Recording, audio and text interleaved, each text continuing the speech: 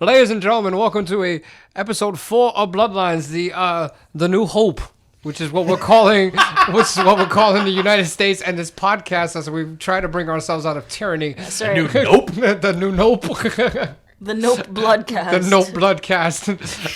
The Bloodcast of Nope. And sitting to my right is Marissa Ann on the ones and twos.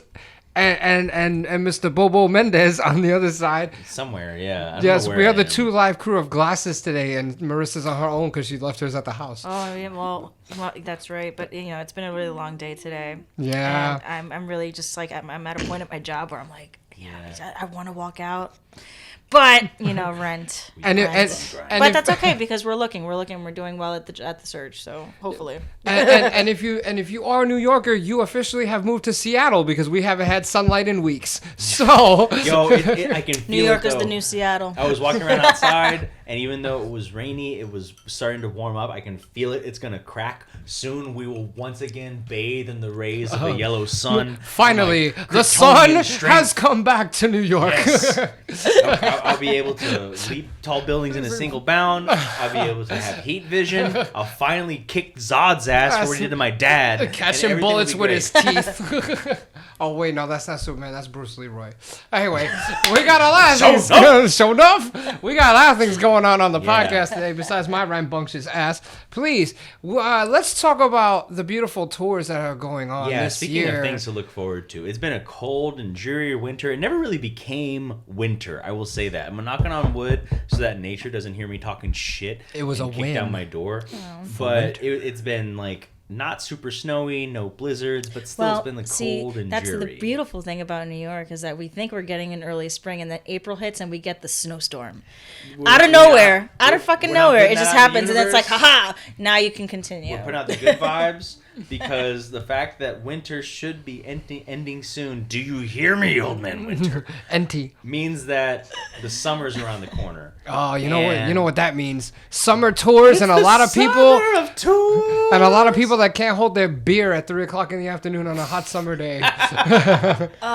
Bring out your battle jackets. That's right. Pull your when camouflage is shorts it out. good? When is it good to drink on a hot summer day? I mean, when do you you're have to be near a indoors. bottle, like a bottle? You hear me? A body of water. You have to bring a bottle. I think you have to at least be close to a galvanized aluminum bucket full of ice. Because I always think Corona is fine, but a Corona that came out of a galvanized bucket full of ice in the middle of a hot day in July especially if it's been handed to you by Vin Diesel and he's going to talk to you about how important family is, that's the best beer you'll ever have. Exactly. But yeah, exactly. So I like seen that. One after another, the bands, the labels, whoever's putting these things together are coming directly after my whole last paycheck. Because there's so many great tours, big tours that are lined up for the summer, and so I want to know who we got. Wow! So I think what we were talking about, before we all met up here today, we were talking about looking at Deftones, Gojira, Poppy. Poppy? Now. Wait. Well, let me go down the list here. I'll go down the list defend. also. So we have those three. Then we have the Rage Against the Machine. And Run the Jewels. Brave man didn't die face down in the Vietnam monk, so I could not style on you. Yes. I didn't walk up hell both ways to the booth and back to not while on you. And rumor has it Bernie Sanders will rap with Killer Mike on this tour. Yo, so rumor has careful. it. That's great. Rumor has Which it. is the title of an RTJ song. Yo, can we cut the part where I rap? By the way, no. I'm no LP. No, it's done. That's it. If we're talking about Dynamis, then you're rapping. Yeah. Rage Against the Machine and Run the Jewels. Kill Switch Engage. And they keep on adding dates to that tour. Yes, they just added 3 more dates I'm to their Madison about, Square Garden. for that? Sure. Well, I'm actually most excited about that KSE tours with Light the Torch. I love that so much. I don't know if I'm going to be able to make it to that, but I'm going to do what I can because it's like a guaranteed duet. They have to They're gonna do that every show. Yeah, I mean, just like in the music video. Yeah, you gotta at least have a Howard it's gonna Jesse be Signal Fire every night. Karaoke gonna have going everybody on. in But that wouldn't it be great if crowd. they really steered into it? The tour hasn't started yet. No, but Leech is still in Thailand or something. Well, Leech is in Thailand, and Light the Torch is in the studio right now recording their second record. Exactly. And we also forgot about a little known band called August Burns Red. I was just about to say that. We forgot shit. Yeah, We didn't You don't forget. forget ABR. Yeah, No, they forget. just put out. Derek is very sensitive about ABR. I love it. Brand new ABR song. It's gonna be. I think that's the first tease of an album that we have coming later. Is that one independent like that last one? Because I can't tell. if it is. That I don't know, but I do know the Midnight EP. I dug that. I dug that real hard. Agreed. ABR knows how to do the kind of like between album releases really well. Whether it's the obligatory yearly Christmas album or if it's like a little EP like It's that. almost like the Periphery strategy. Yeah. It's just like that. Yeah. They're both independent, and then when they put out like a massive 95 song record, they'll put out a 3-song EP that people will just like blast for months. Then they'll put out another 2,000 song record. Well, talking about Periphery, sadly, I think Spencer had to sit out a few shows recently for laryngitis. But they trucked on. They did did, instrumental and they sent. did, and people were so excited. Yeah, that I they know were a like, couple you know, people that were stoked yeah, about they were that. like, oh, I can totally do this instrumental thing, and you know what? Everybody loved it because that's how powerful Periphery is. Yeah, there's so much going on instrumentally. You don't even like necessarily need the vocals. Spencer, somehow, if you're listening to this, we do love you. Well, isn't it amazing though that he came out? You're valued. Yeah, of course. And then he came out and did, I think, the last three. I think so, and he songs kind or of like something that? MC'd a little bit. Yeah. Or Yeah, he sang like MC'd one a of the bit. last songs. Yeah. One of the tour stops, he trucked through the first half of the set, and then he sat out the last songs before once the set was over because he couldn't do it anymore. So that's tobacco. But I mean, I had some friends that went to that show, and they were like, "Oh, you know, he was hanging out by the bar, and people, he just got so much support." Yeah. From people at the show, and they were just wishing him well and stuff. That's good. And That's good, that says a lot, you know, when you're a band that contributes so much to, you know, musically, that people love you so much, and they just, you know, they have not one bad thing to say about you. Yeah, well, not only that, but Plenty also played some songs on Periphery set for Mark Holcomb's absence. So it was almost as if the tour trucked on, and everybody just came in to help Periphery out, which was really nice. To me, seeming a little bit less like a band, as in like a self-contained unit, and more like a community. Yes. I think Right. because there's so much connection between like, you know, Misha is so active online and will respond to fans' comments and that sort of stuff still, and that's kind of how the So how is the Matt band- Halpern. I mean, Matt Halpern is very vocal Yeah, online. yeah, He and that's loves kind of how the talking to game, his how the friends. band came to I think be. it's always good to be, as a band, it's good to have that online presence too. Yeah. And you're not, you know, because people these days can tell when you have an automatic post on your band page that's been you know, pre-written 2 months ago. They can tell. But they're like in forums and that sort of stuff, and they talk through like amp settings and gear and that sort of shit. They're gearheads, and I feel like that gives them this sort of sense of like, this is a band that doesn't necessarily belong to the people who are actually up on stage. It's a band that kind of belongs to everybody. Yeah. But anyway, Going back to the tours. back to summer. They are So to close that off though, they are definitely a musician's band. oh yeah, absolutely. I remember the first time that I heard was it Make Kill Destroy. I was like, what the fuck? Periphery 2. Yeah. Dose.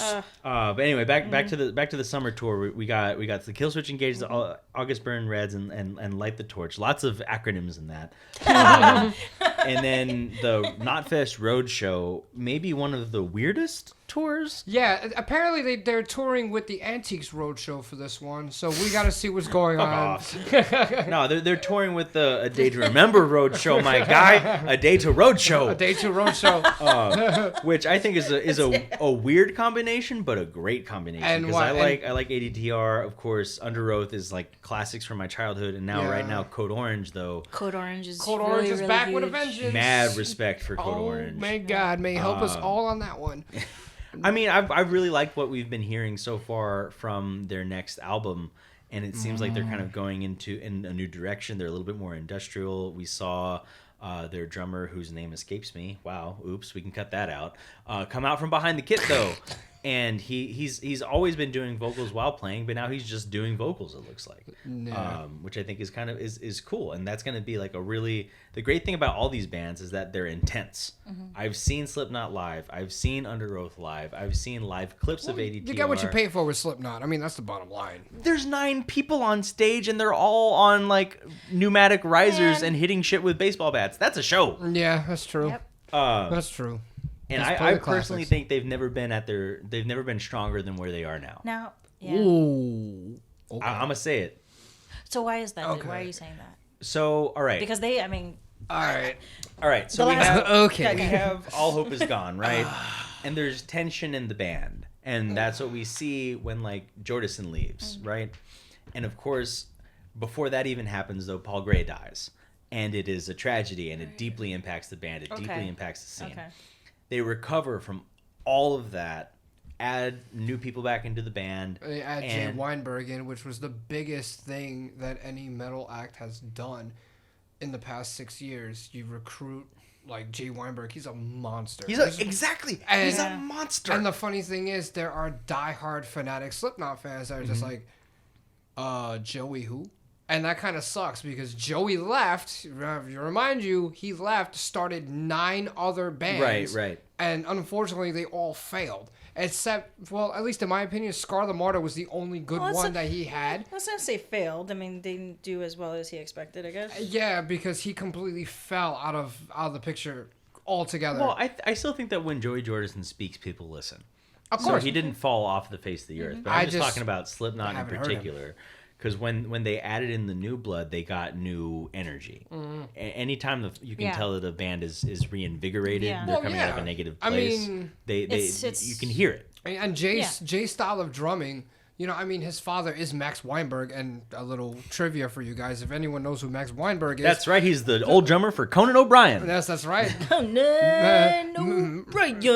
Max Weinberg 7. I think you're going for the more important thing, maybe. I was a little band called the E Street Band. Thank you. Well, we ruined that for Derek. Yeah. Some podunk named Bruce Springsteen. Yeah, because Marissa just turned into like Rod Roddy from The Price is Right, and it's like, come on down.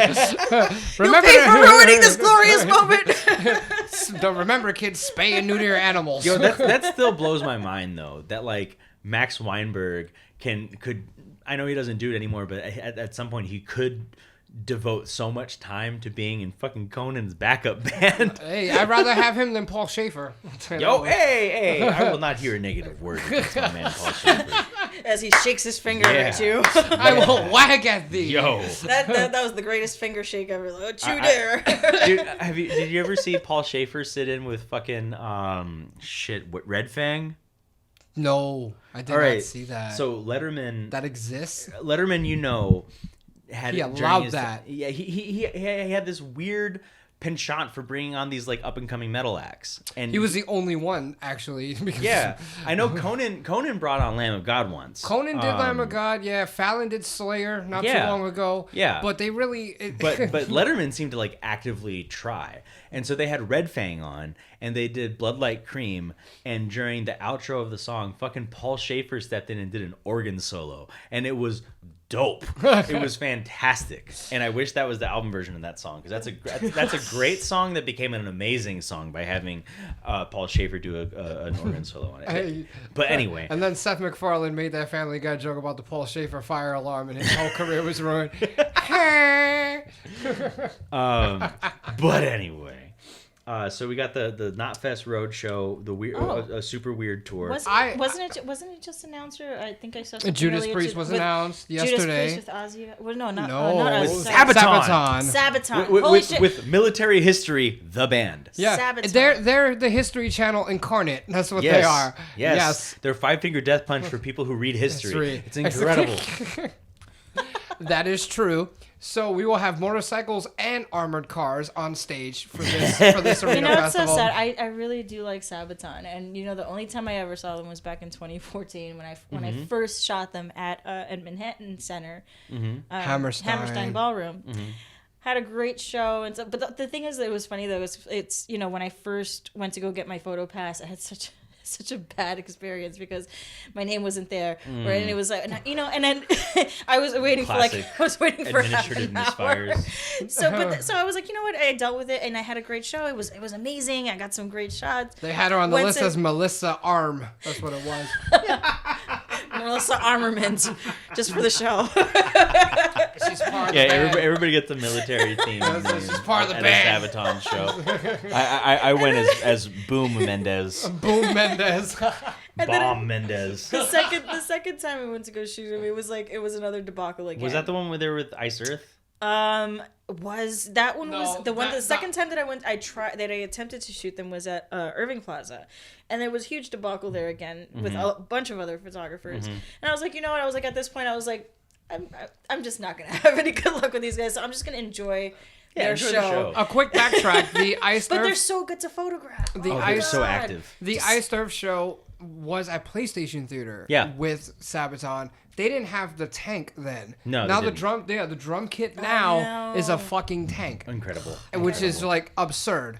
I need to go back to my earlier comparison and just clarify for the 6 listeners out there. I don't like Five Finger Death Punch. We just lost 2. With the fact the that 4 I don't listeners like Five now. Finger Death Punch. But I do love Sabaton because they are good musicians. They are a high energy, and seriously, they're like how Iron Maiden taught me about poetry. Sabaton taught me about like the weird shit that happened in World War II. Yes, right. The things that no one else taught you in the American education system. Yeah, and they're just all around good guys. I mean, you talk to them off stage, and oh my god, they're so nice. They're there to Not have because fun. they're Scandinavian, but this is because they are genuinely nice. We have no reason to hate you, losers. No, our country has socialized medicine.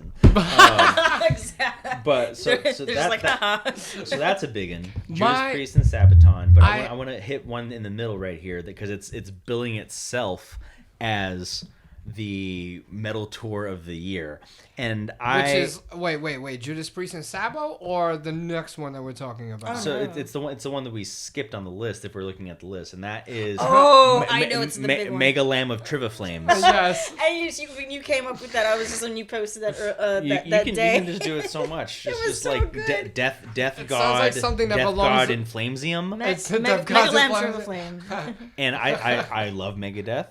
MegaLambTriviFlames. I love Trivium, one of my all-time favorite bands.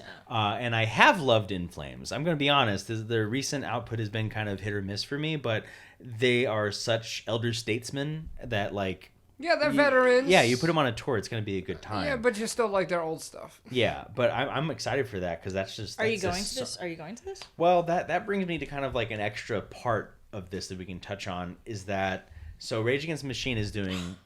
a week. Rage Against my Madison rant. Square Garden. I think Deftones is hitting New York City. Killswitch is They're hitting not. New York, they're not? They're not. Nope. Okay, so Killswitch is hitting New York City, but all of these other ones that I'm excited about, Mega Lamb of Flamesium, Judas Priest and Sabaton, Parkway Drive, finally bringing all that cool flame shit that you see in their music videos. Yeah, if you notice, they're the first band next to Thy Art Is Murder that are Australian that are bringing pyro to their shows. Thy Art Is Murder is coming in April with Fit for an Autopsy. And that's going to be like extra sexy. Fit for an Autopsy has been picking up so well after the release of their latest album that just came out, and I can be happier for them. The Seas of Tragic Beasts. Oh yeah. That was a good album, and I'm not super into kind of like the deathcore type stuff sometimes, but I really liked that. They just finished a European tour run, and now they're gonna start with Thy Art in America. By the way, and a side note, congratulations to homeboy Jesse Beeler for officially being signed as the drummer of Thy Art Is Murder, replacing Lee Stanton. Unfortunately, I love Lee. I will miss Lee Stanton very much. And I hope that he continues to do well in his career. Yeah. But Jesse, we have known since his days in a little band called Black Crown Initiate. Well, you can't hear it. There's no ice in my glass, but I'm drinking to that. That's like, no. Clink, clink. Clank, clink. Yes. Clink, clink. But the question that I have about that is, is Thy Art hitting New York City? Thy Art is hitting New York City. They're going to Gramercy, I believe. Because I've noticed that there's no pyro for that. Well, a lot of these big tours that have been announced are going New York adjacent. They're doing Paramount. They're doing Paramount. Well, yeah, Paramount. They're doing Long Island, Starland, but not New York City. And I just want to know why that is. What is it about New York City that's making some of these big tours pass us over? Pricing, venue pricing. That's the way it is. Definitely venue pricing. People, if you look at it, if you really are stuck into the research of band touring schedules and locations, you have to look at where the headliner has played the past 3 times. Mm-hmm. If they played in the perimeter of New York City, and where. So if you have a major headliner like Rammstein coming along, they're probably going to play the Garden. If they can't afford the Garden, they'll play Barclays. If not, then they play Jones Beach, which we have seen in the past 7 years. They've played the Garden, and then the last time they played Nikon Jones Beach. Well, that's my other question. Is it cheaper to perform on Long Island than in New York City? Absolutely, it is cheaper, and the turnout is better for the band because they make more money. It's summertime, outdoors, right. And what does that mean for New York? It means that New York is running out of median level venues to perform in that are. I mean, come on, let's face it. Hammerstein Ballroom doesn't hold that. Well, they hold a substantial amount, but the bands, they have to be a certain level to the point where they're not arena yet, but they can pull off 2,000, 2,500 plus. Amon Amarth, prime example. They just played Hammerstein a couple months ago for their new record. They had fucking pyro. Which is, on top of that too, you have to look at the production value of what the band is throwing in, because that affects the ticket sales. Amon Amarth is not going to rent out Madison Square Garden. They will one day, but they're not doing it right now. Or if the Grammy complex comes in and they win a Grammy, then they're immediately catapulted to the Garden or some shit like that. Because that's what usually Ghosts. happens. Exactly. Yeah. Or High on Fire, which is happening to them. Wait, High on Fire is playing at fucking Madison Square Garden? No, but they are playing they are playing arena style locations now and stuff like that. That's weird. It's disturbing, right? You think about Macedon. Macedon came to be because they went to a High on Fire basement show. Exactly. Like I think it was Brent and Troy or Brent and Braun, I can't remember. 2 of the guys met at a High on Fire basement show, and you think about High on Fire being at the level where they're doing arenas. That's bonkers. Absolutely. So that's what it is then, is that New York doesn't have enough of those. Well, also that Jones Beach is, I believe it's Jones. I mean, Jones Beach is slightly smaller than Madison Square Garden. Nothing is bigger than the Garden. Of course, Jones Beach is absolutely small. Do we know 100%. Do we know the capacity for Jones Beach? It definitely isn't the Garden. That's for sure. I can get that. That's a Nikon amphitheater. Yeah. So now it's Northwell at Jones Beach. Northwell Health at Jones Beach. That's the first thing. The fact that it was bought out by like an insurance company or something like that. I miss it being Nikon. When it was 15,000. That's not a little bit. So now, what does MSG hold? MSG capacity. I went to Square Medicine. There you go. 21,000. 20,000. So over 20,000. Okay, so you have to understand. When you're going to the Garden, you're paying for the name. Yeah. Exactly. I mean, prime example, World Wrestling Entertainment. You know how much it is to book at the Garden for WWE? It's $1 million. That's why you never see Monday Night Raw at the Garden. You only see it at Barclays. Barclays, yeah. So any band that wants to play an arena, if they have the cut to play the Garden, they will play it. But they usually don't want to. Gotcha. My other favorite band, who I love so much that I keep secret, Scorpions. I love the Scorpions. Hey man, they rock you like a hurricane. Excuse me, Return Forever was a phenomenal record, so shush. I saw them at Barclays, and Madison Watt, who needs Madison Square Garden? Like, again, I think Barclays is a state of the art facility. I saw Ghost there. I saw Maiden there. You say that about everything except the sound, because the sound is trash. I thought it was fine. You thought it was fine? I saw Maiden. Okay, at Barclays, and my ears wanted to throw up.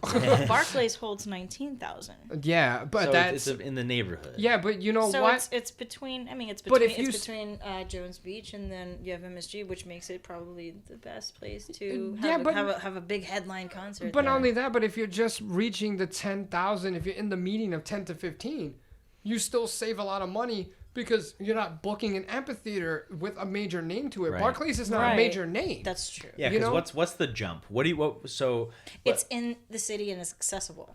Yeah, for but everybody. I'm thinking like, okay, so you have Jones Beach is 15,000, Madison Square Garden is almost 21, Barclays is what we said 19. So what do we have that's like 12? Nothing. Oh Nothing. wait, excuse me. No, wait. What no, holds 12,000? no, that's it. No, nothing. There's nothing below that. So those are the three major music venues in New York. Well, when you're talking about like the big yeah, tours, the big ones for big tours. Because I think we have no problem getting bands to come through that are at the tier where they're booking Terminal 5, they're hitting Webster Hall. Well, now that it reopened. See, because the funny thing was the last time I saw Deftones was in New Jersey at the Wellmont, and that was in 2013. I thought you saw them at the Coney Island Amphitheater. Actually, no. You know what? I totally forgot about that. They played the Coney Island Amphitheater. If you check that out, which is actually not very big. You want to talk about bad sound? Jesus. So that one is 5,000. So Terminal 5 is 3,000. Coney Island is 5,000. And those are some of the bigger venues that aren't quite arenas. Well, but I think that's what it is. We don't have a 10,000 seater. We don't have a 10,000 seater. Well, but venue. it's not. The closest one is the 5,000 seater, which is the Coney Island Amphitheater, if we want to quote unquote amphitheater. But if you look at it again, it's not necessary because if I'm gonna fill up an amphitheater, I'm not gonna play in the wintertime. I'm amphitheater. Sorry, you said amphitheater. Oh well, you know. Anyway, it's oh shit! It's amphitheater. I've been saying amphitheater my entire life. You guys have both been saying amphitheater. Yeah.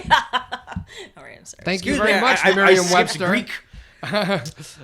Hey, getting back to the numbers here, okay? Nobody is gonna play a theater in the wintertime, okay? I don't want to be corrected again. An A theater. An outdoor venue. An outdoor venue. Or semi-outdoor Yeah, venue. let's play Coney Island in the dead of January. Yeah. That's a great idea. Well, I mean, we were talking about summer tours. And the whole thing is like, why are so many of these big summer tours skipping over New York City itself? There's nothing here. I don't want to... Look, anybody that comes around that wants to play Beacon, Apollo, Terminal 5, Hammerstein, those are all the same ranges within each other. They can bring those numbers in. If you're like Joe Satriani, John Bonamassa, Steve Vai, Shinedown, even Shinedown has upgraded to arena tours, surprisingly. So, and they're doing their thing. Deftones, they're on that level too. Gojira has proved it many a time. Yeah. So it's not to worry about there. Refuse, they played Brooklyn Steel a few days ago, and Refuse are not a band of that caliber, but they have proved themselves to be. Right. So I think what it sounds like though is that we have a whole bunch of like 1,500, 2,000, 3,000 There's venues. a variety, but the problem is the spacing and the pricing are off. That's what it comes down to. You're not going to have a band like Metallica, play Terminal 5. Right. Well, of course not. They played Webster Hall because it was that was a promotional event. It was to promote that was more of an intimate industry thing. Yeah, it was a special. It was to promote the Ritz, like the anniversary, just like Guns N' Roses did and all that shit. Yo, my wife, I got to give her mad credit because she was not in the Metallica fan club, but she signed up for the Metallica fan club under like 3 different email addresses to see if we could get into the Webster Hall show. That's it. Shout out to the Sloanage. All for naught, but she tried. But yeah, I think that's what it kind of boils down to, though, is that the larger capacity venues in New York City expect a lot, because they cost a lot. Because everything costs a lot in New York City. Oh, if you even want to, because I'm dumb and I forgot. Opeth just played 2 nights at Radio City. No, they played at the Apollo. Oh, they played the Apollo, which is the 1,500 seat venue. Like that, like compared to these other things, that is shaking head tiny. In Spanish. Yeah. I mean, they played Radio City. Yeah, I know. So the thing is, it's mostly like, what's your tour budget? Yeah. Come down to, and Radio City even is 6,000. So I think this is why I asked that question, is I wanted us to kind of like bolt down and do the research, live in real time for you, dear listener. It looks like New York City has a lot of places to offer a band that can confidently fill 1,500, 2,000, 3,000, maybe 5,000. Or if you really want to, you got big acts that play Gramercy Theater, and Gramercy's 700. Snoop Dogg just played, the beginning of February, and he sold out a 700 capacity crowd. But the thing is that there's nothing for... it's a big jump between 5,000 and 15. And also, I mean, I'm sure a lot of these tours are going according to their past record sales, where they don't want to take that chance again. It's like, okay, we sold. This is how we did in New York City, as opposed to New Jersey. Do we want to do New York City again? Let's just not take that chance, because there's a certain budget that these tours have, and they got to pay people. And don't forget name and reputation too, because you're not gonna immediately jump from Irving Plaza to Radio City Music Hall because 6,000 seats. Well, yeah, I'd rather do 2 nights at Terminal 5 and save money because it's fucking Radio City Music Hall. Well, let's talk about also the bands that have played at St. Vitus. Yeah, well, I mean... Big names that have played at St. Vitus. Yeah. I don't even know if you can measure that. Yeah, you just can't because, yeah. But still, I mean, it's coming to a point right now 250. Exactly. Kablamo. But... But getting back to that, I mean, it's really like, you know, it's coming to a time right now where everything is becoming so expensive. Yeah. And that, you know, to play at a legendary venue like St. Vitus that has a big name, it's just like, okay, it'll sell out automatically, but it has to be for a specific reason, for some kind of publicity. It does. Yeah. Some kind of huge publicity. Album releases, some kind special of events. Yeah. And so that makes me just think about, like, you know, what does New York have to offer to its metal categories, to its heavy music scene. And I definitely wouldn't say nothing, because we have no problem booking bands at Hammerstein and at Webster Hall, at Terminal 5. But I do think that we lack that draw for the bigger tours. You know, it's too much of a gamble. Well, also, I mean, let's say, like, you know, you know, you want to come, if you're coming here and you want to have this huge production that you would normally have in Europe, where it's like, you know, you get the works, and you come to a similar venue in New York City and you kind of get just like, that's the story. You don't get what you deserve. That's the story with Parkway Drive. Like, I've seen them twice in the last year. I wanted to see the Upside Down Drum Kit and the Pyro, and I know that they were playing at venues that didn't have the capacity for that, and now they're going on the Viva La Underdogs tour, which first knock loose. I have issues with the Spanish involved there, but that's neither here nor there. But they are specifically missing the New York market, opting for places like Trenton, New Jersey, opting for places that have probably more space with less price. It's affordable. They can break out that full production show. You also have to factor in tour buses and where they're going to park outside. Yeah. Well, a lot of bands they buy the parking spaces. No, a lot of bands that tour here in New York City that have buses park in Jersey. That's what they do. They park in Jersey. Yep, and their hotels are either in Midtown, where they can go conveniently right over to wash their ass and get drunk, or they take, you know, an Uber back down to Penn Station and they just take the PATH train, or they take New Jersey Transit over, and it's easier for them. And then the middle of nowhere in a hotel where nobody knows who the fuck they are. I mean, that's usually what the best bet is. I've seen a lot of it at PlayStation Theater. Amon Amarth did that. Ghost did that. Black Label Society, they do that all the freaking time. You know, not only that, we're also talking about bands that skip New York City. Let's talk about a little band I know called Testament. Testament hasn't played since like 2013 when what was it? It was the Dark Roots of the Earth tour with Unearth or something like that. Overkill. Yes, they went on tour with Overkill. Hi guys, I love Overkill. They're always fun. Wheezing Bobby Blitz coming out and doing his thing. He's not wheezing, but I still love him. They're still bombastic. You know, Testament hasn't come out at all to New York. They've played everywhere around New York City. Yeah, and that's the same case with the tour they just announced for the forthcoming. Don't remind me. Yeah, because I'm excited for the album. Listen, Brotherhood of the Snake was a sick record. No tour stops. Not one fucking stop in New York City. Okay? Because I would have been there throwing my panties at Chuck Billy. I don't care. I love that man. Catch it on his little mic stand. Yo, for real. Half mic stand. My native blood. Ooh, hello. So, all right. So blood and panties don't mix. Don't say that again. Pow. And I thought I was the vulgar one here today. Yo. Marissa Ann coming in hot. So I want to ask the question, is there something that we can do as fans to bring bands back to New York City? If you want fans to pay attention to what goes on, it's not going to happen. I mean, my train of thought just crashed over the cliff. Yeah. It's okay. Actually, I was going to talking about big venues and stuff like that and big tours.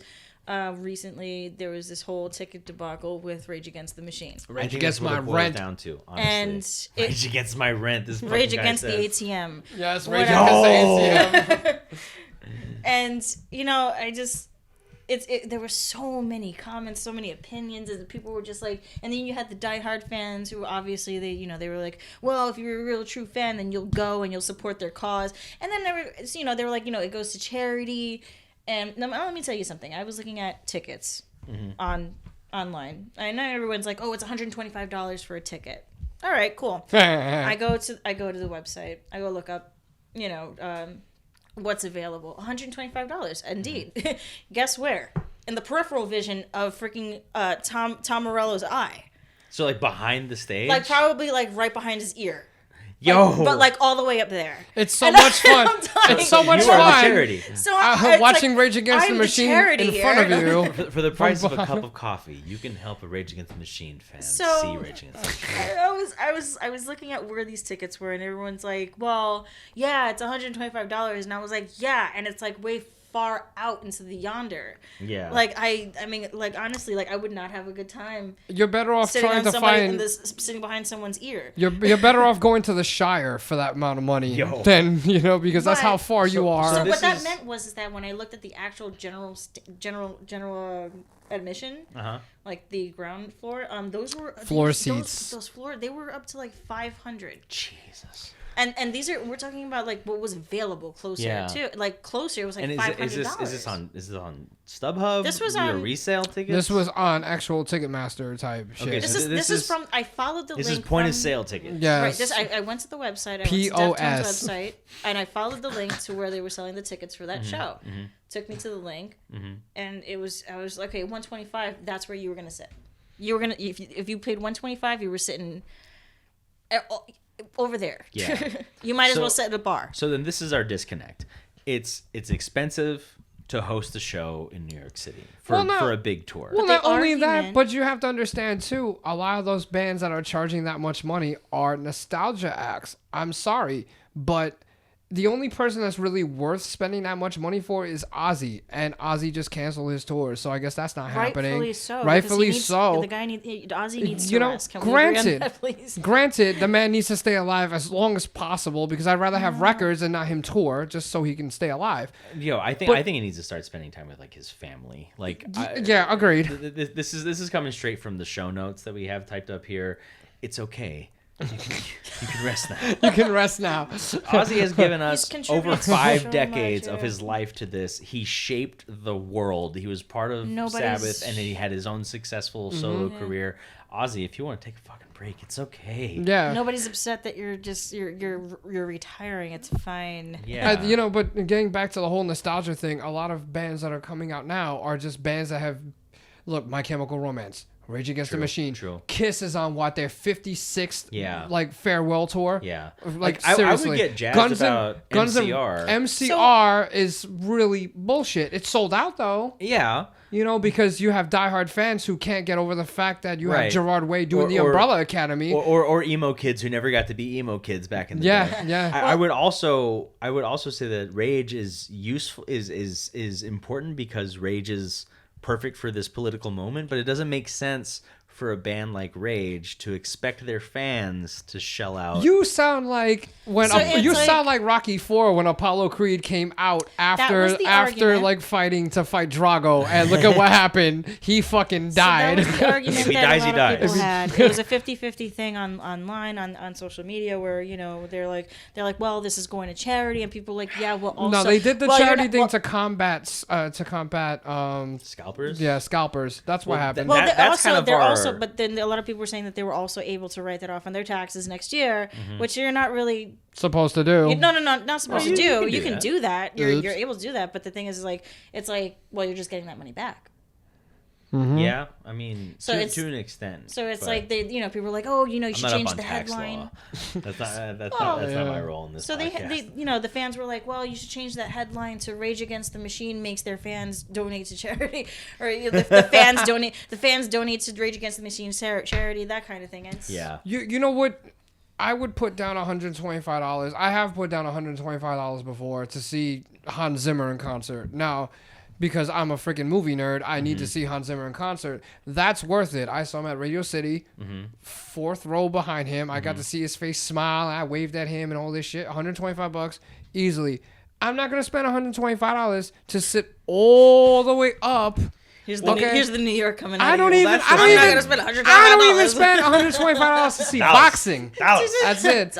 I don't see boxing for $125. I don't. That's kind of what I'm getting at. Is the question of its value on both sides.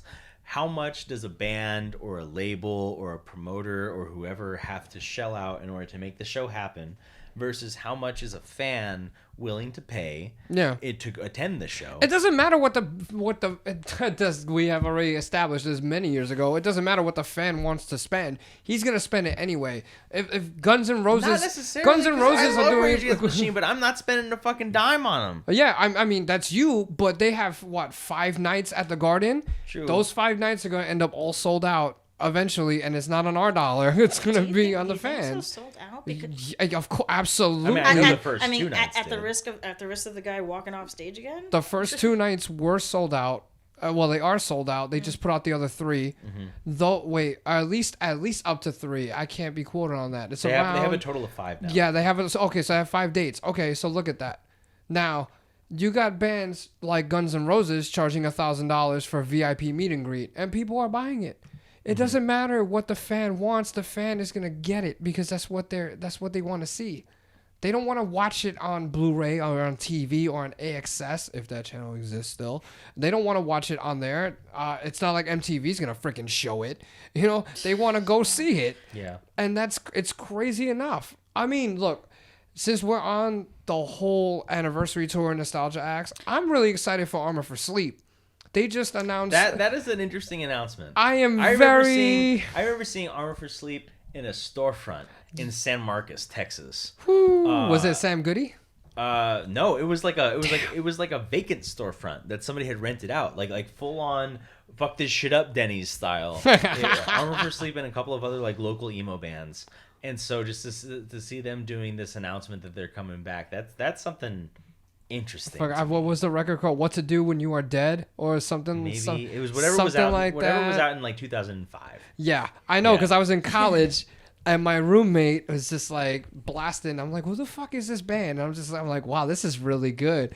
Basement Ghosts Singing or something like that. Some shit. I can't remember the name right now. It's escaping me. But that's what got me stuck on them. And they announced that at Gramercy Theater in May or June. And I went crazy. Yeah. I did my total Jonah Hill from bring him back to the Greek or whatever. He's like, ah! I was like, okay, cool. I'm so ready for that one. I wanted to be happy. Tours that, is that?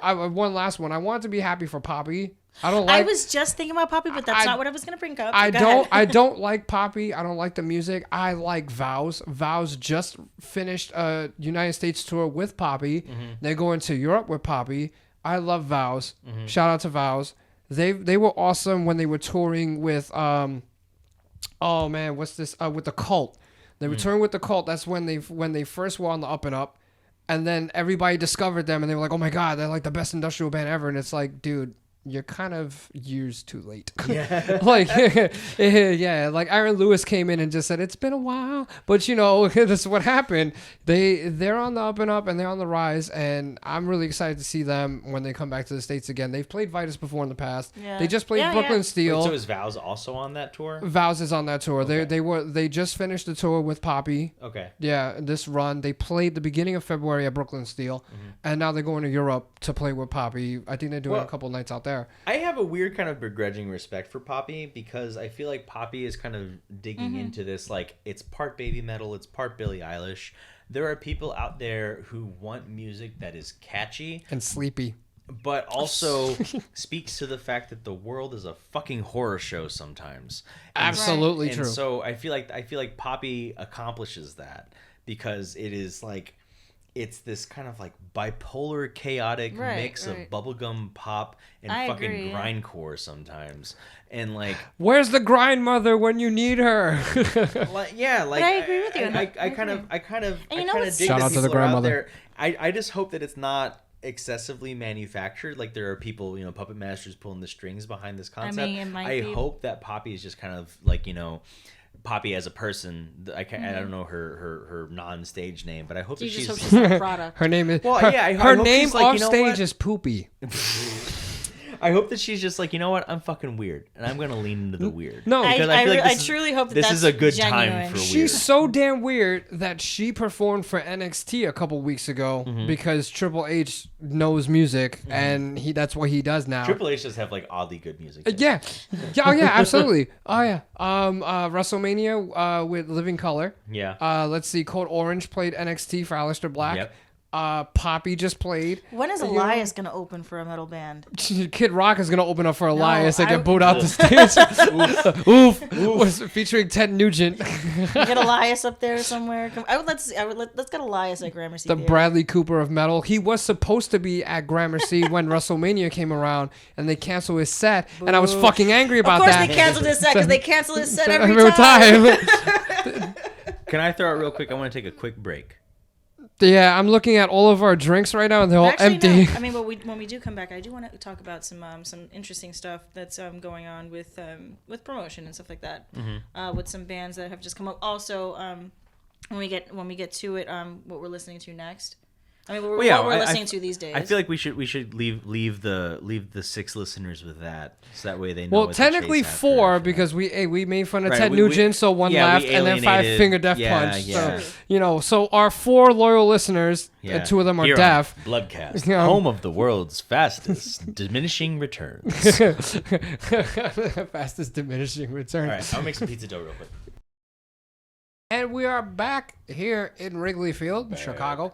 Top of the 7th inning with Bo Mendez and Marissa Ann as my commentators for the day. Harry. I was trying to do more of a Jim Brockmeyer thing because I got my vodka next to me and I love my commentary. And at the same time, Bo, I commend you for being like husband of the year right now because you are making your wife the most amazing vegan pizza. I hope it's the most smell it from over there. It smells divine. Be like forensically identifiable as pizza. I hope it's okay. It makes Emerald Lagasse look like puke.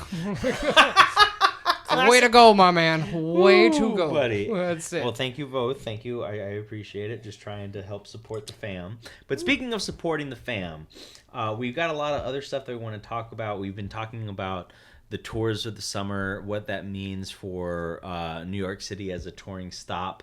But real quick, I just want to talk about people who are going to be back on the road. And that is, of course, my main man, my metal dad, James Hetfield. Applause.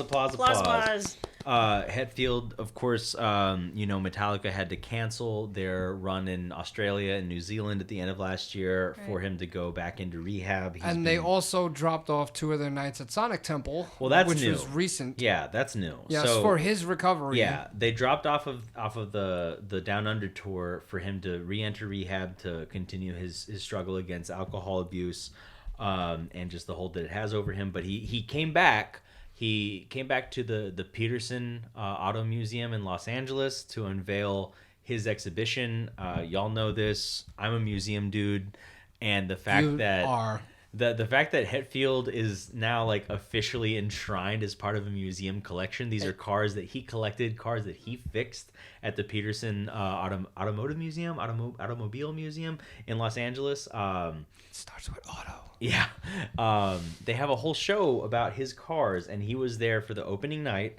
And then he also appeared at a memorial service for Eddie Money to actually perform an Eddie Money song. And so that was his first on-stage appearance. Now, before we continue with this conversation, for our 3 listeners that are remaining, if you can just picture the joy that is on Bo's face right now as he talks about James Hetfield being in the museum. This kid glue. He glue like a little girl at a Hello Kitty factory. It was adorable.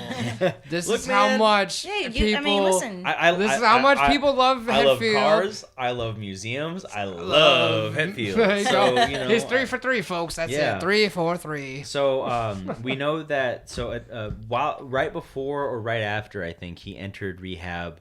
Metallica announced a string of festival dates where they were going to be doing multiple nights, unique set lists per night. They had to kind of reevaluate themselves and say that they had to pull out of 2 of these. They kind of jumped the gun.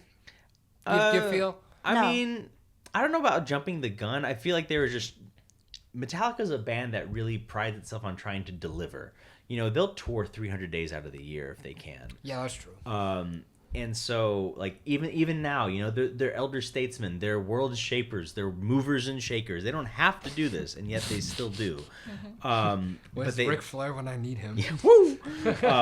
They pulled out of those dates in order to in his words, to aid Hetfield's recovery. He has events that are based around his recovery. So I just want to, I don't know, just want to say that we here at Bloodlines, if I can speak on behalf of you guys, you cannot, and the rest of the yes, team. you can. No, I mean when it comes to Papa Het, you certainly can. Yep. Well, we wish him the best. You know, he's been through a lot, and he's been open about it, and I think that we can all learn a lot from how he's been open about his struggle with addiction.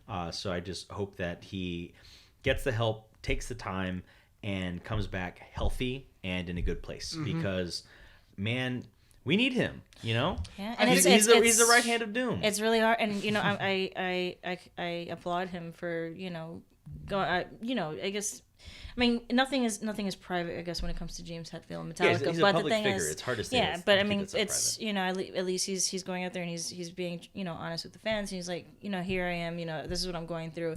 Most likely, a lot of people, you know, millions of people go through this every day. Yeah. So it's not like it's, oh, James Hetfield, you know, you're the only one. Yeah. So it's Did you really just try to do a Star Wars thing? Help me, James Field. Kenobi. I did not. You're but our only hope. his situation it's relatable. So well, and it's something that people can learn from. And yeah. you know, listen, you know, James Hetfield is getting the help, and you know, Not a lot of fans that might be going through similar situations can, you know, take. You know, yeah, we can relate to that. You know, the fact that he's open about it means that we can be open about it. Absolutely. And I think that's a good thing. And kind of connected to that, I want to talk briefly also about Ozzy. Ozzy, we wouldn't be here without him. You know, got the truth. This year saw the 50th, you know, last week, the week before, saw the 50th anniversary of the release of the Black Sabbath debut album. We wouldn't be talking about any of this shit if it weren't for Black Sabbath. Absolutely. Ozzy was the most interesting part of The Dirt on Netflix. That's where we would. Plus, he has that. Did anybody wait? But did you actually read The Dirt? Because I actually did read The Dirt, and my God, I mean, it was just one of the It was just one of the most heinous reads I probably ever read ever. Yeah. Because I'm reading the descriptive detail of what actually happened as opposed to the movie. And I'm like, oh yeah, I remember that in the book, but that's not how it happens in the book. Granted, you know, the book might have been a little more, it would have been embellished. There's always liberties taken. But you know. But yeah, so Ozzy just put out Ordinary Man, which I haven't heard all of, but I'm listening to it as we are as in the process of listening to Ordinary Man. And you know, it's daring, it's open. You say daring because besides the fact that Ozzy is sober, this is his first record that he has announced to the public that he has done sober. Yeah, and he's tackling that lyrics. Yes, and he has done 2 songs with Post Malone, not 1. But 2. 2, yeah. And a song with fucking Elton John. And Elton John. Talk about elder statesman. Yes, absolutely. I love this term. There was. Yeah, they're like. It's so true for the topics that we're talking about today. Yeah. You know, I would live and walk among us. I really hope that Ozzy does come back to do performances, and he does not sweat a drop. Like seriously, because 3 songs into a Black Sabbath thing, like back then, he was just, you know, like he popped out of the swimming pool. You know, well, part of it was the bucket. He used to douse himself in the bucket. I had the pleasure of seeing sweat. Ozzy with Sabbath twice. This just in, go to hell. I miss so that. So he's not sweating as much anymore. Yeah, I don't want him to sweat that much. Yeah. He's a senior citizen. He's not going to sweat that much. He deserves a senior citizen Metro card just as much as anyone else does. Like a raisin. He's like a raisin. Raisins don't sweat. But anyway, that's all to say. At least as far as I'm concerned, you know, he's revealed that he was diagnosed with Parkinson's disease as early as 2003. Yeah, showing symptoms as early as 2003. Yeah. Which first off makes a lot of the shit that we saw on the Osbournes make a lot more sense. Although I know the producers were kind of like pushing the envelope behind the scenes. Absolutely. That's what producers do. And they were trying to keep that a secret. I knew that there was. I mean, when I was watching it growing up, and I was a teenager, and I was watching the Osbournes, and I knew because my mom, you know, she was a you know, a kid in the 80s, and listening to Ozzy Osbourne and stuff like that, and she was like, yeah, God, he did so much. He did like shit ton of drugs and all this other shit. Who didn't? It was the 80s. Well,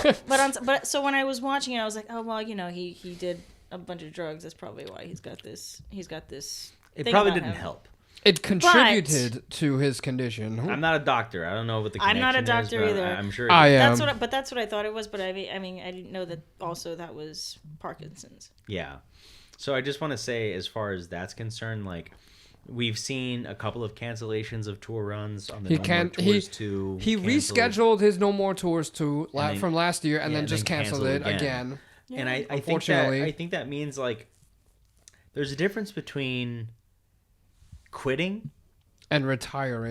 Yes. And I think he's got kids, he's got a family, he's done so much that I just hope that he gets to have happy days ahead of him. Yeah. We don't need anything else from him. He's got nothing else to prove. Nah, Iron Man did exactly what he needed to do. Yeah. I think fans right now, they don't want to see a tour. They want to see him just live out the rest of his days doing whatever the hell he likes to do in his house. Whether it be sitting in his underwear on his freaking couch in his $1 million home. With his Pomeranians. Thank you. You deserve that. Yeah. I disagree with that. You can do that. Why? I disagree with that. Because you knew it was going to come. That's why you look at me with that face. Was it the Pomeranians? Yeah, it was the Pomeranians. It was like, yeah, fuck those dogs. No, I disagree with fans accepting the fact that he's retiring. Because let's face it, any musician that has lasted as long, whoever mentions retire or rehab, R&R always get shit to them. No, they don't. Yeah, we have seen it. I hope this might be a change because it should be a change. When Hetfield goes to rehab, we support him because we know he needs the help. Yeah, absolutely. And maybe when Ozzy retires, we support him because he doesn't fucking deserve a break. I don't know anybody, and you got to be some kind of asshole douchebag to just be like, oh well, fuck you, Ozzy, for retiring. We see know you're listening, so we're talking to like, you. Oh, he's gonna go down like all of his YouTube videos. Oh, fuck you for retiring, you 80-year-old man. Like, why did Bo sound like Dwight Schrute right now from The Office? You do not put my staple in the Jello.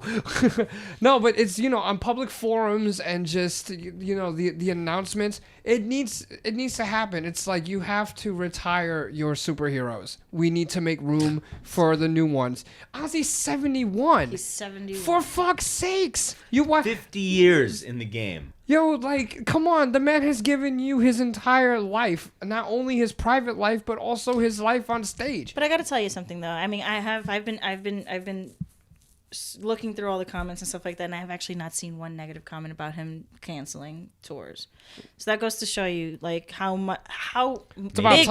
successful his career was. I know, right? Maybe we're growing. Maybe our belief in society is continuing to grow its little black heart. His career was that successful that his entire fan base is just like, it's time. Yeah. Yeah. It's time. We're all gearing up for that one. But just to kind of echo what we were talking about earlier with Hetfield, I mean, Hetfield is not a spring chicken, but he's also not falling apart. Like, neither is Bon Jovi. He's done a really good job of trying to take care of himself, and that's why Metallica can still kick ass. And he's what? He was 60. He was born in 63, so he is 56, 57. So. He's turning 57 this year, and he can still kick ass, just like Lemmy did up until the day he died. Lemmy did not stop. Yeah. That dude he said, I'm not retiring. Just like Bruce Dickinson said, Iron Maiden is not going to retire. You know what? Bruce Dickinson's probably a better comparison because we all know that Lemmy was kind of like running on his vices. And there was a point where man's whole body was replaced by whiskey. Yeah, like, Lemmy was fueled by hellfire, and we know that Hetfield can't do that. No. Hetfield is probably taking the Dickinson route. You're right. Where Bruce has been kicking ass and still doing it because he knows how to pace himself, and I think that Hetfield can still do that. Yeah, Ozzy, I think, has done that, and we're seeing a point where his body's breaking down, and not even his body's breaking down. He's tired. He's got kids. He's got a family. He's got other things to do with his life, and I hope that he can find a similar degree of happiness in that. And with that, I want to pivot because here we are talking about the great equalizer. Looming mortality. Is rock dead.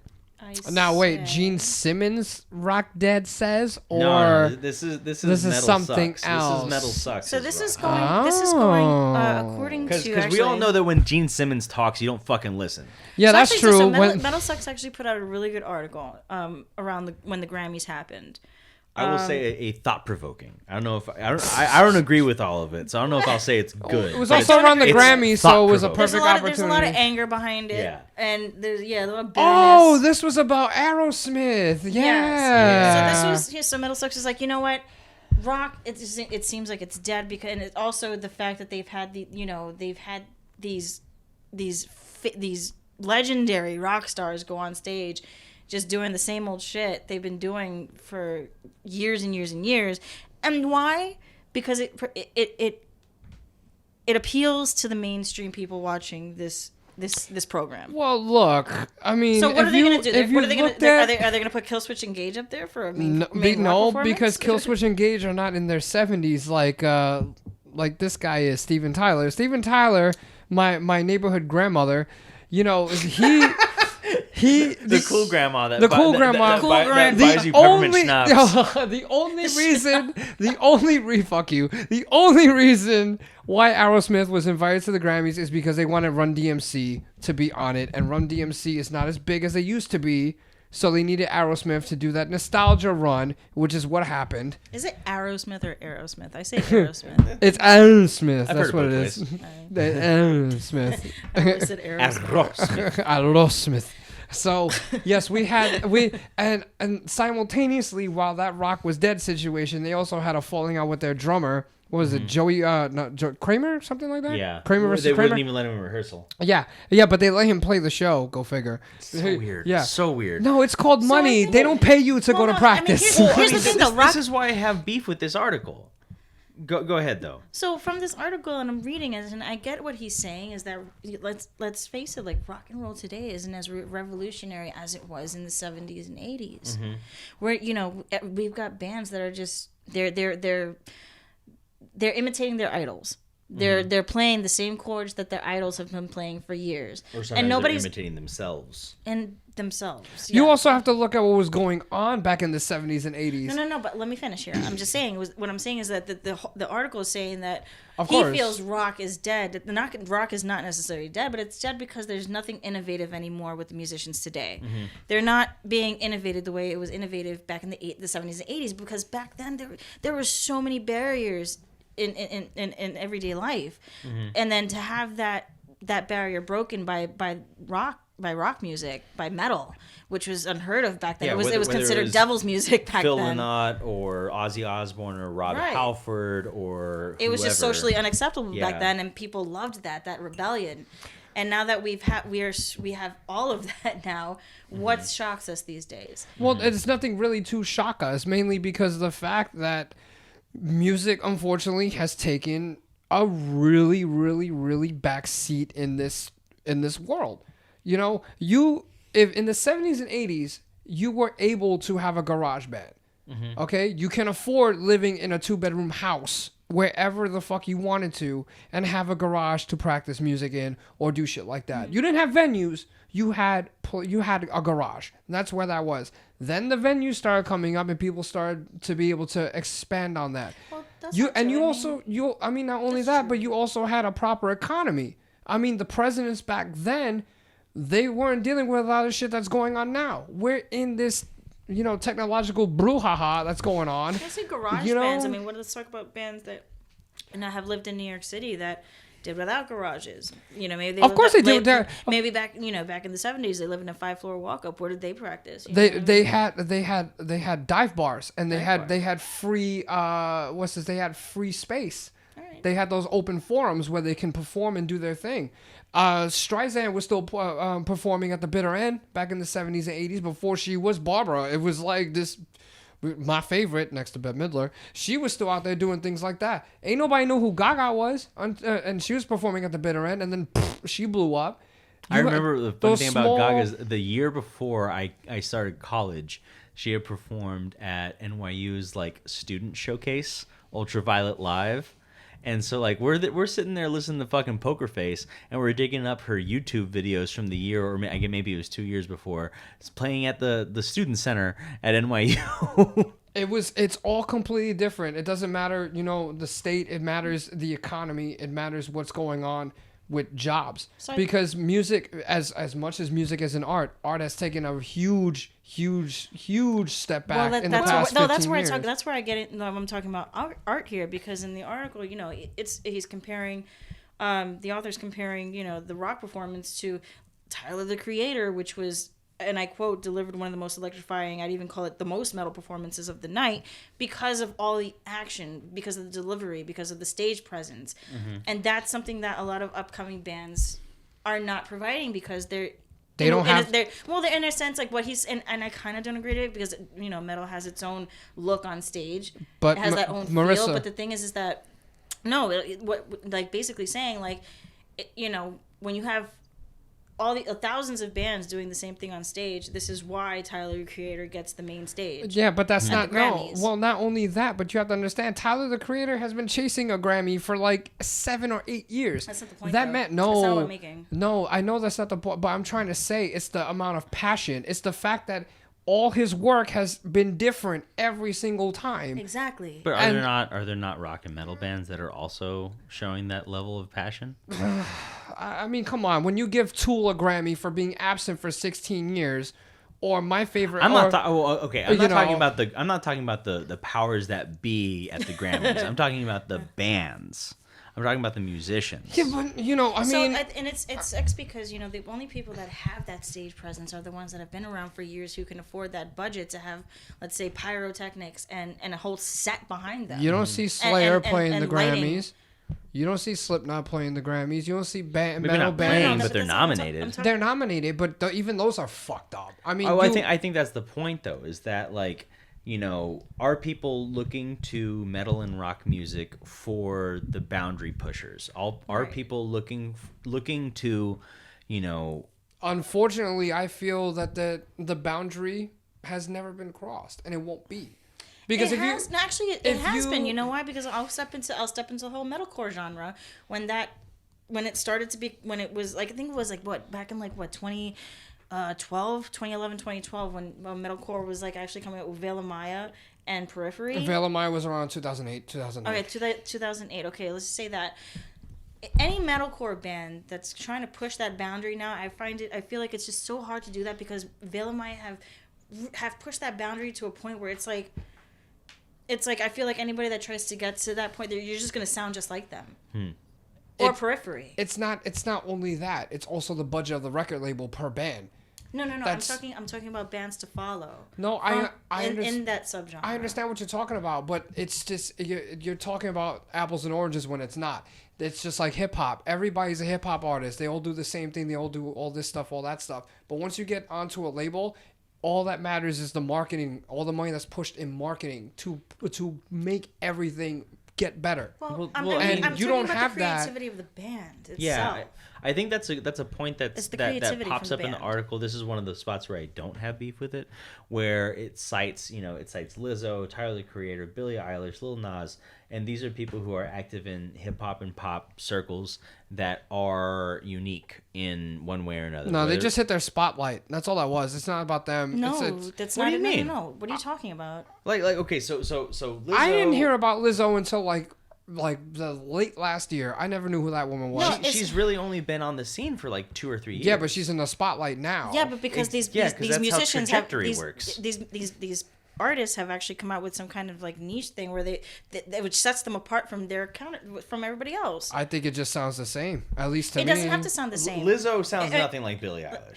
Oh well, yeah, I know that, but I mean, but the thing is that their performance and their delivery on stage is what sets them apart from each other. And the thing is that in rock right now, with upcoming artists in metal and rock, is that they look the same on stage, so you can't really tell them apart, except if you're really And if you're really invested in their music, that's the only way you're really going to tell them apart. But if you have mainstream people who you're actually trying to get people to actually like them, oh, well, it just looks the same. They all look the same. That's what they're going to say. Let's not forget that people in mainstream music don't have fucking instruments attached to them. Lizzo plays the flute, damn it. Which she can give to somebody else. You can't really give somebody a guitar. That's true. And you actually make a good point, Derek, because it's hard to perform. It's hard to have that kind of that delivery on stage when you're playing an instrument. Yes, but I mean, we're talking about Tommy from freaking oh god, I can't believe I'm drawing a blank right now, from Motley Crue. Okay. Tommy Lee from Motley Crue, who has his whole drum kit go up in the air and just freaking backwards and forwards. Although that's Slipknot has done that. Parkway Drive. I know, but then that's what I'm saying about his argument, where it's like, yeah, you have instruments on stage, but you can still make that. But you can still make that be part of the show. It's about. So that's not really not an excuse. Well, no, I'm not saying it should be an excuse. I'm trying to say that money dictates what goes on. Okay, because let's face it. If Veil of Maya or Parkway Drive or any of these other bands expect to be bands like Slayer, Maiden, Priest to go that far in, okay, and expect to have that money, they're not gonna have that money. They're fucking not. There's less investment. There's less investment in this because when you look at mainstream, no one listens to metal on the mainstream platform. Everything is hip hop or pop. So this is where I have beef. Exactly. So my question is then, if you don't have if you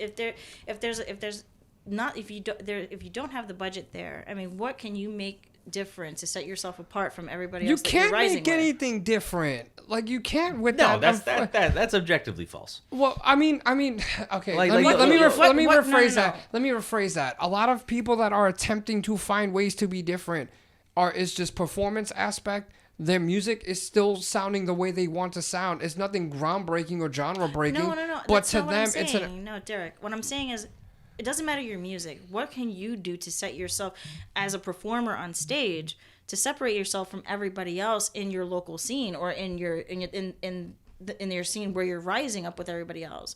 To have people say, "Wow, that band's like."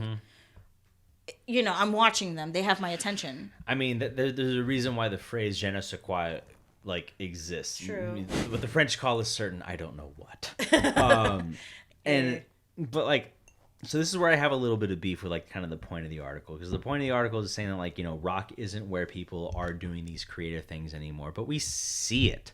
We see it whether it's a band like Zeal and Ardor, where it's a band like Baroness, War on Women, any of these other bands that are kind of starting to kind of crack the surface. And I say crack the surface very loosely because they've been at it for a long time, but they're starting to get wider recognition, and it's because they do something that separates them from what people might think metal or other heavy music sounds like. But when you go into the amount of money behind it, the investment behind it, I do think that pop and hip hop have more of a machine, but to the same degree, they also have a little bit more of social reflection. Hip hop, since its inception, has been a place where people are going to talk about difficult issues, in addition to other stuff. But it's been a place where people are going to be kind of like a voice for the voiceless, and I think that's why hip hop has continued to become more and more relevant as time has gone on. Likewise, in the pop music scene, because of people like Lizzo or Lana Del Rey or Billie Eilish, you see people who are being a little bit more raw emotionally. Lizzo to kind of a positive extent, Lana Del Rey or Billie Eilish to more of a negative, depressive extent. They're confronting whatever their emotions are.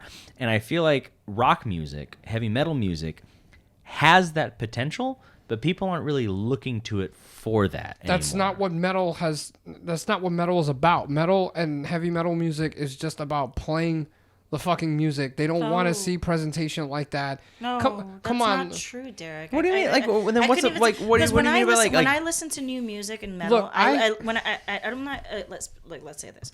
I gotta say, I'm not looking. I'm saying I'm not looking at the performance of the band to judge them on how good they are, because I definitely listen to the music first before I even like a band. Absolutely. I get that. What I'm trying to say, okay, is that production and budget is what matters most when it comes to performances. That's why. If you're trying to be different and you don't have the money, there's a problem. That's what goes on. Yes, no, I know, but that's what we're talking about. Like, what, like, to change, like, you know, I mean, just what is the alternative if you don't have the budget? And that's a huge problem because you kind of don't have one, I guess. Like, if you don't have the budget, you don't have the budget. That's what I'm trying to say. Artistically. Artistically. Well, yeah, but I think that's an important point. And that brings me to something else that I wanted to say about this article in particular, is that it's easy to say that rock is dead when all you're looking at are like the reanimated corpses of Aerosmith being carted out on stage every year. Or the Dio diagram, holograms and shit. Like, yeah. You know. Like that's not looking for the most vibrant, the most creative, the most boundary pushing area of rock and roll. I feel like I do agree with this article, with other articles and other opinions that are like it, that say that maybe rock isn't the cultural driving force that it used to be. But I also think about the time when rock was that, and was it really what we wanted it to be? It was, you know, when you think about rock and metal's heyday in the mid to late 80s and maybe early 90s, what do you get? You get Motley Crue, maybe some Cinderella thrown in there for flavor. You get Guns N' Roses. It's a really bold flavor. And pretty much all it is hair metal. Look, it's hair metal with different outfits. I don't know. There was no schematic for it. Yeah, I don't. It just happened to be that way. Yeah. I don't know about you, but I know when I think of like rock and roll and heavy metal, I think of freaking Jefferson Airplane. I think of CCR. I think of Taking Care of Business. I think of TCB. Yeah, but even that was rooted in the social upheaval of the 60s and the 70s. Yeah, now we have a different kind of social upheaval. Yeah.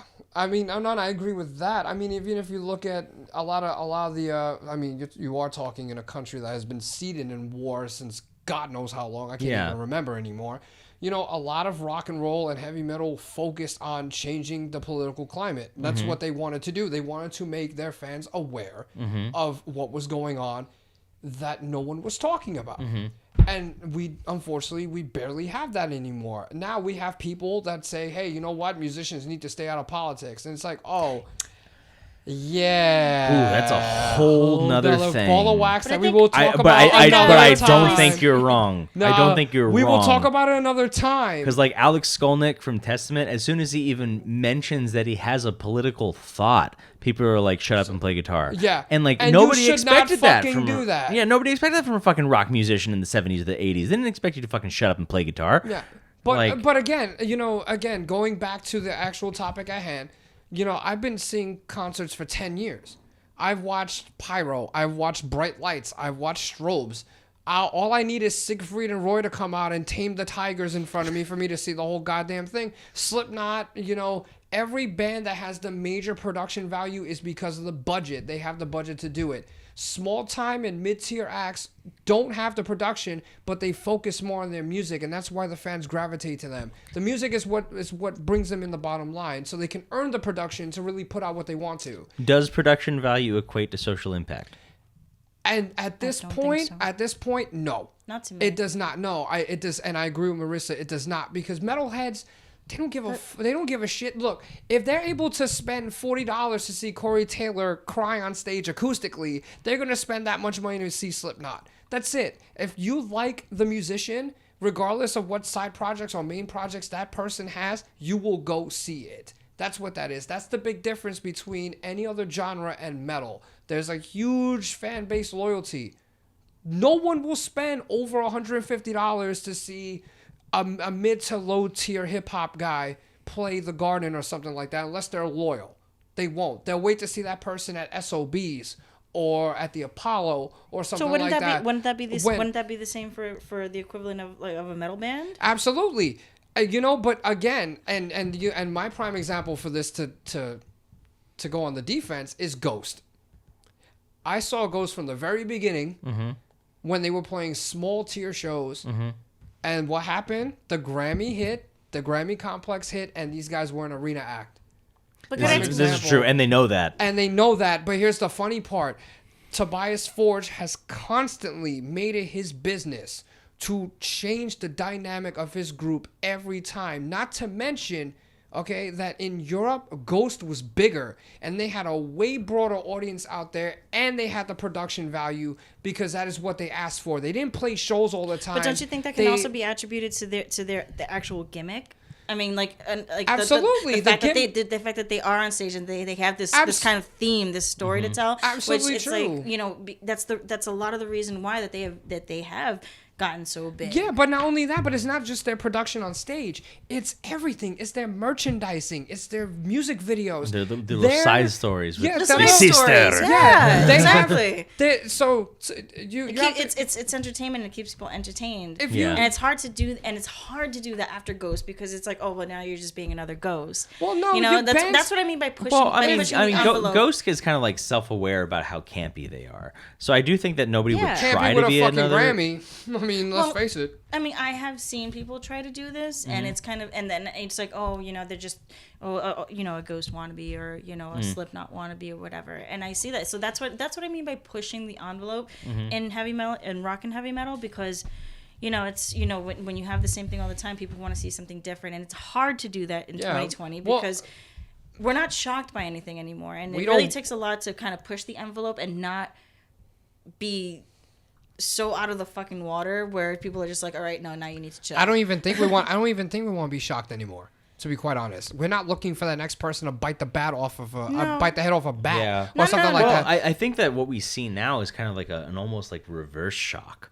You think about how bands like Every Time I Die or Converge have been able to like maintain this momentum for so long. They maintain the consistency of a genre. That people are appealed to. Well, also though, what I'm kind of getting at is that they have this work ethic and this approachability. Converge is a band that just fucking fucking woodshed.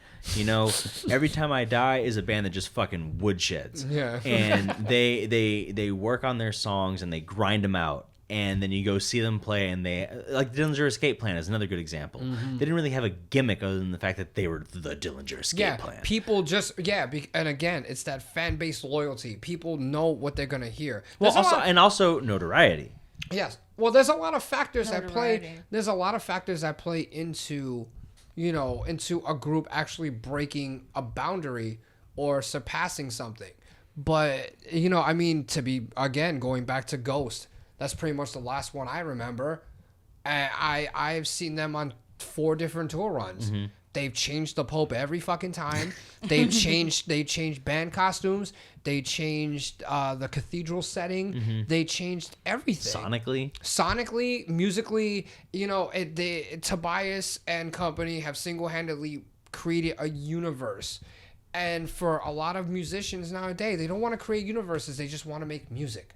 They just want to stick to that notion. I feel like music today, and I mean, in my experience, walking around, going to these events, going to shows, it's more like money and who you know. That's exactly what I've been talking about for the past 20 minutes. I mean, we were talking about like production value. Yeah, who you know is different. That's networking. You and me, Derek, we go to these events here and there, and whenever we're shooting or whatever, and we see the atmosphere, and it's not about it's like, oh well, this band's really good. They have this whole campaign and everything like that. What do you think about their music? Oh, it's good. Mm-hmm. Nothing really in depth to tell me why you like it, but it's just like, oh well, they're on this label, so then that's it, they're good. Yeah. So and my thing is that what I've been seeing a lot lately, and what's kind of and what it's like more the power to you, but I've also seen people, that work in the industry, and they are musicians, they are. And they have their own projects and stuff like that. But my thing is that seeing kind of just it's kind of like a leg up where your side project gets more publicity than a band that's actually been playing, let's say, for 5 years in the local scene, mm-hmm. and hasn't really been able to get that far. I guess that's also, I mean, getting into that topic right now too, which I wanted to talk about. What do you think? What do you guys think about an industry person that has a band and who have the connections? This sounds like Dexter when my man James Dokes was like, "Is who you know and who you blow." Oh damn! Well, So, no, I swear to Christ, that's exactly what it is. And unfortunately, you know, situations like this is fucking true. And for me personally, I got a 10-year sentence in this career of doing music, and every time, every time it happens, you see someone who just does 2/3 of the work or 3/4 of the work. My question, like, and then that's the question. Is like, let's say you've got a local band who's been playing for like 5+ years in the local scene. God, they've been promoting.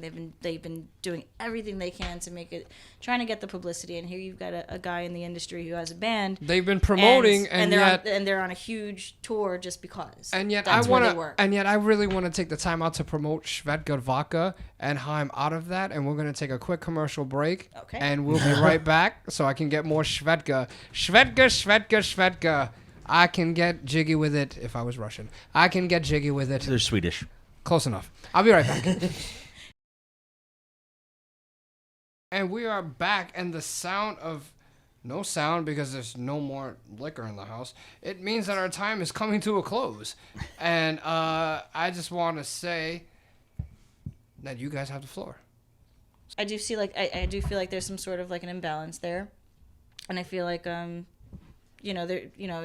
it's disappointing, when you see somebody that has that leg up, and they have that advantage, and it's I know and I can imagine how it feels kind of unfair for like local bands, stuff like that. Like, God, we work so hard, we do all this stuff, and to see that that happen for them, and they haven't really, I guess, paid their dues, so to speak.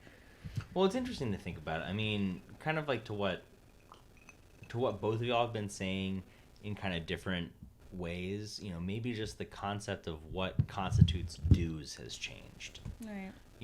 Maybe there are, maybe it's tough to be a local band where we are because it's tougher to make a splash in the scene because the scene is smaller. In a smaller scene, you have to kind of stand out a little bit more, maybe. Mm-hmm. Yeah. And then when you start to kind of expand things out, maybe what we're seeing is that you take what you can get, and whether you get that opportunity via a coworker or being, for lack of a better word, discovered at a show, you just kind of have to pursue it to the logical end.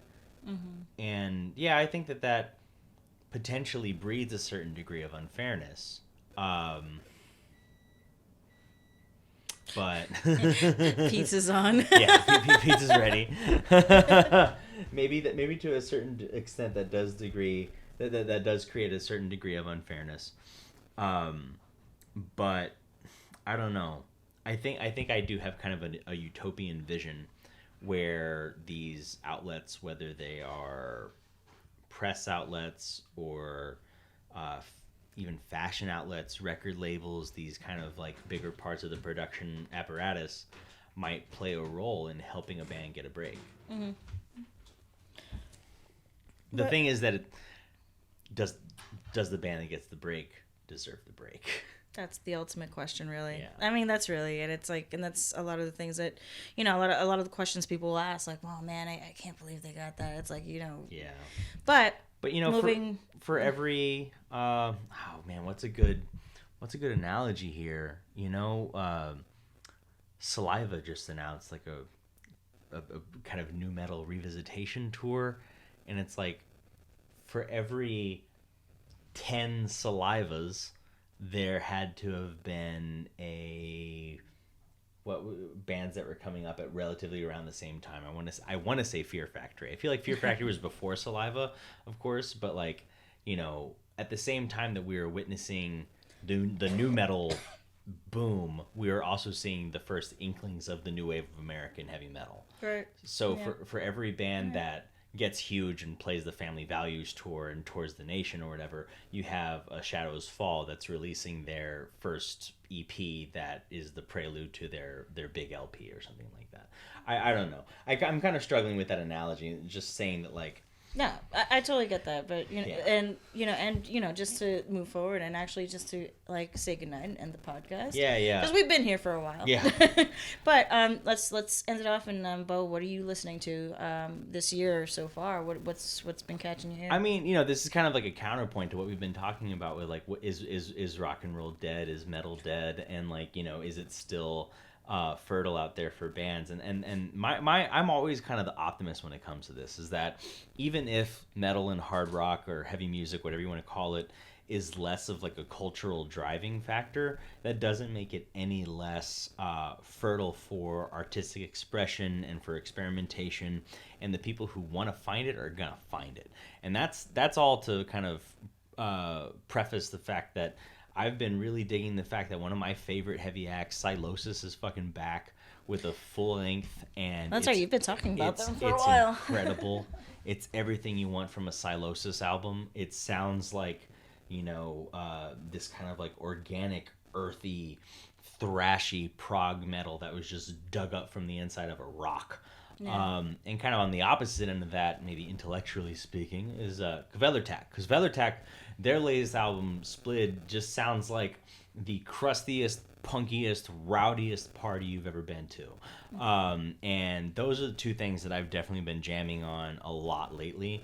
I do want to say that, like, as far as what we might have to look forward to, Lamb of God, longtime favorite of mine. They dropped a new song, Checkmate, which is kind of like, to be honest, it's kind of like by the numbers Lamb of God, but it's their first release since 2012. Since 2015. So I definitely think that's right. Yeah, wow. It's been a minute. 2015. It doesn't even seem that long ago. And it's their first release without Chris Adler. So I feel like they have to kind of like take the Star Wars Force Awakens route and reintroduce a new fan base to kind of like what the quintessential Lamb of God is. So could be worse. They could choose episode 8 with Rain Johnson and everybody could hate it. Yo, I love Last Jedi. I loved it too. I welcome the experimentation. But that's all to say that, like, Checkmate sounds like a pretty straightforward, by the book Lamb of God song, but I feel like I hope that it could be kind of reintroducing people into what the band sounds like so that they can then continue their musical growth on the rest of the album. And something that I haven't even heard yet, but we've been seeing lots of teases from, one of my all-time favorite bands, Trivium. They are teasing something.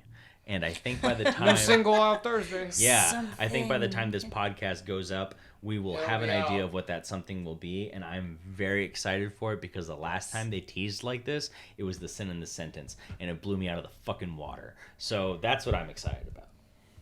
Dope. I have been following this band from Canada for about 2 years with Derek. Derek actually linked up with them 2 years ago. They came down here to do a show at, I think, Gold Sounds, and they did an interview with us. And they just recently released a couple of singles. Mm-hmm. They released Vision Loser. So this band is called Neck of the Woods. They're from Vancouver. Vancouver, yeah. Absolutely amazing album. Like first two songs that they released. The video I was absolutely captivated by. It was so. The storyboard was great. It was so well directed. The quality was amazing. It was just, I loved watching it. It was just so out of the ordinary. It was just a breath of fresh air just watching this, because you were able to follow the story. I think it was like what was it, Derek? Like, it was an 8-minute song. Was it 8 minutes? 7.5. 7.5. So we're returning to the age of the Michael Jackson short so. film. But this is more of a Remember the Time music video without Eddie Murphy. But it's amazing because, like, that was for the first single. That was what, Annex of Ire. Which comes out on March 20th. And when I first saw this video, I was like, wow. I gotta admit though, the first 3 minutes, I was like, okay, where is this going? You know why? It's because I'm so used to seeing performance music videos all the time. Mm-hmm. And I haven't seen anything like creative this narrative form. Narrative, exactly, like in such a long time. So this was great, and the Vision Loser is such a great track. It is. Mm-hmm. It's catchy. There's so much like drumming going on there. It's great. Mm-hmm. I just listened to it. You get your own opinion on that. And Derek, what's yours? Yeah, I'm into the neck of the woods. I want to say that I'm excited for what they got coming out. Soto, there's a lot of elements in those two tracks. I mean, there's also there's some grindcore elements in that too. Besides Neck of the Woods, it's Silosis for me. It's Body Snatcher. A little band called Beneath the Massacre. There is a review coming out for Neck of the Woods and Beneath the Massacre coming up on Bloodlines Media, so you guys could look out for those. Let's see, what else am I listening to? Five Finger Death Punch came out with a new record. I'm not listening to that. Drag them. I want to say that there's more, but I cannot remember off the top of my head. It's late. We've been at this for a hot minute. Yeah, I'm just like I'm musically burnt out. Shit. If I knew more, I would tell you. But since there's no more glasses, there's no more ice in my cup, and there's no cup in front of me, that means that this meeting is adjourned. So, wait, I mean, we can go for another half hour because Marissa's cup is still half full. That's very optimistic of you. Yeah, well, hey, gotta look at it some way. But I would recommend if you're looking for new music, if you're looking for a new band out there, check out Neck of the Woods. You can go on to Neck of the Woods on Facebook, and you could look up their record, The Passenger, which came out in 2017. That is the pivotal piece you need to listen to. Mm-hmm. Nailbiter is the shit. That's the second song off that track. I consider them to be the Scandinavian melodeath that Scandinavia forgot to send, so we had to wait for Canada to make it up. Hey, Canada's been coming out with a lot of good stuff. Like I said before on the last episode, Angel Maker. Mm-hmm, mm-hmm. And Monolith. I forgot about those guys. Ryan, RV, my boy RVP from NAMM, and my beautiful homeboy John Howard from Threat Signal. Mm-hmm. They're going out to UK and Europe in a couple of weeks, or I think they're there now. I can't remember. And hopefully they'll do a U.S. run when the time comes. And speaking of NAMM, we probably don't have enough time to touch on NAMM, the North American Association of... So it's the National Association for Music Merchants. Yeah, that's National Association for Music Merchants. So Derek and Marissa spent some time out in Anaheim checking out what was going on the floor at the NAMM show, checking out the new gear, interviewing the artists that were there, supporting and promoting the gear.